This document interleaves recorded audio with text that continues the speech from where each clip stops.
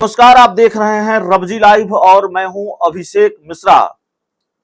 केंद्रीय मंत्री पशुपति पारस से जुड़ी हुई खबर है। केंद्रीय मंत्री पशुपति पारस को एक युवक ने धमकी दी थी, जान से मारने की धमकी। और धमकी यह कि अगर हाजीपुर लोकसभा सीट से उन्होंने चुनाव लड़ा तो उनको जान से मार दिया जाएगा।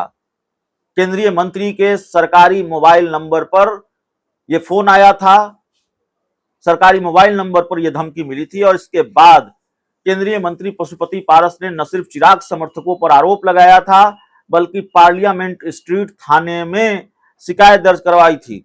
अब पार्लियामेंट स्ट्रीट थाने को सफलता मिली है।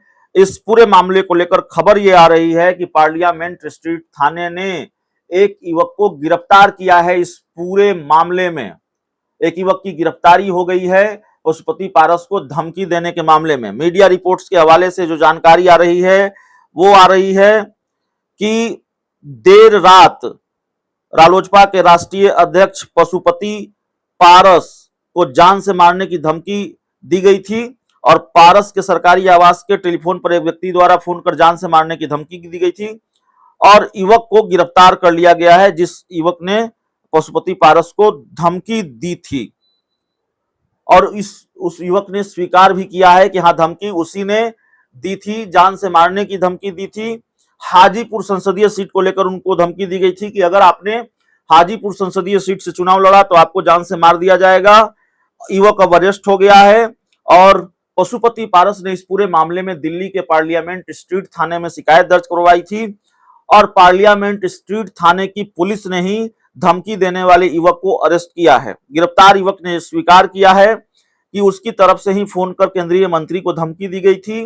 पशुपति पारस और चिराग पासवान के बीच चल रहे मनमुटाव को लेकर वो काफी नाराज था और इसी नाराजगी की वजह से उसने केंद्रीय मंत्री को जान से मारने की धमकी दी थी। युवक ने यह भी कहा है कि वो नशे की हालत में था और नशे की हालत में उसने गूगल के जरिए केंद्रीय मंत्री का नंबर ढूंढकर उन्हें फोन कर जान से मारने की धमकी दी और हाजीपुर से चुनाव नहीं लड़ने की बात भी कर डाली। इतना ही नहीं, उस युवक ने पशुपति पारस मुर्दाबाद और चिराग पासवान जिंदाबाद का नारा भी लगाया था। तो हाजीपुर सीट को लेकर किस तरह का टकराव है केंद्रीय मंत्री पशुपति पारस और चिराग पासवान के बीच, दोनों की तरफ से किस तरह की बयानबाजियां हो रही हैं, यह भी बताने की जरूरत नहीं है। और जब पशुपति पारस को धमकी मिली थी तो उन्होंने इशारों ही इशारों में चिराग समर्थकों पर इसका आरोप भी लगाया था। उन्होंने आशंका जाहिर की थी कि चिराग समर्थकों की तरफ से उनको यह धमकी दी गई है और अब युवक की गिरफ्तारी हो गई है। इस पूरे मामले को लेकर एक बड़ी खबर यही है, युवक गिरफ्तार कर लिया गया है जिसने केंद्रीय मंत्री पशुपति पारस को जान से मारने की धमकी दी थी। बहुत बहुत धन्यवाद।